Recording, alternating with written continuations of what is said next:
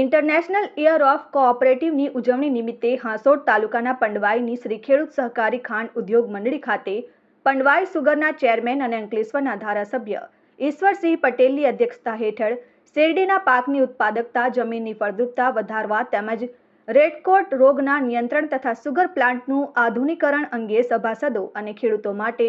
માર્ગદર્શન શિબિરનું આયોજન કરવામાં આવ્યું હતું। આ શિબિરમાં સાયણ સુગરના ચેરમેન રાકેશ પટેલ, પંડવાઈ સુગરના વાઇસ ચેરમેન અરવિંદ પટેલ ઉપસ્થિત રહ્યા હતા અને મહાનુભાવોના હસ્તે દીપ પ્રાગટ્ય દ્વારા શિબિરનો પ્રારંભ કરવામાં આવ્યો।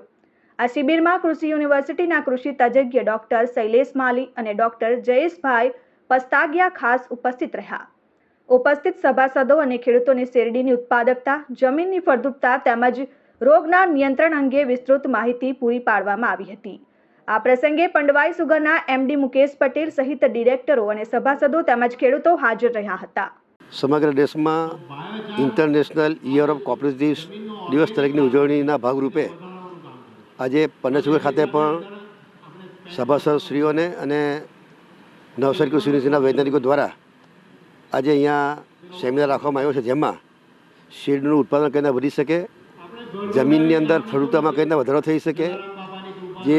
આ વિસ્તારમાં જે સમસ્યા છે રેડરોટ રોગની, એ રોગને કઈ રીતે નિયંત્રણ કરી શકાય, એના માટે આજે અહીંયા ડૉક્ટર શૈલેષભાઈ માલી, ડૉક્ટર જયેશભાઈ પસ્તાગિયા, સાથે સાથે અમારા સાથી મિત્ર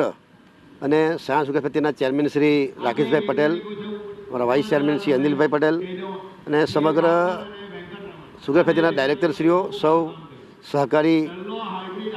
સહકારીશ્રીઓ અને સાથે સાથે તમામ સભાસદ ભાઈઓ આજે અહીંયા આવી રહ્યા। ત્યારે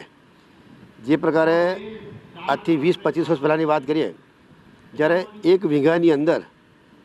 30 ટન, 35 ટનથી 40 ટન સુધીનું ઉત્પાદન જે મેળવતા હતા, આજે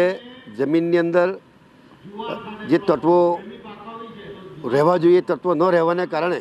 જે સૂક્ષ્મ તત્વો છે, સૂક્ષ્મ તત્વો દ્વારા જમીનની અંદર પણ અરસ્યા હોય તો એના દ્વારા પણ આંતરખેદ થતી હોય છે અને એને લઈને પણ ઉત્પાદનમાં વધારો થતો હોય છે। Dharmesh Patel, RN news, Ankleshwar, Hansot.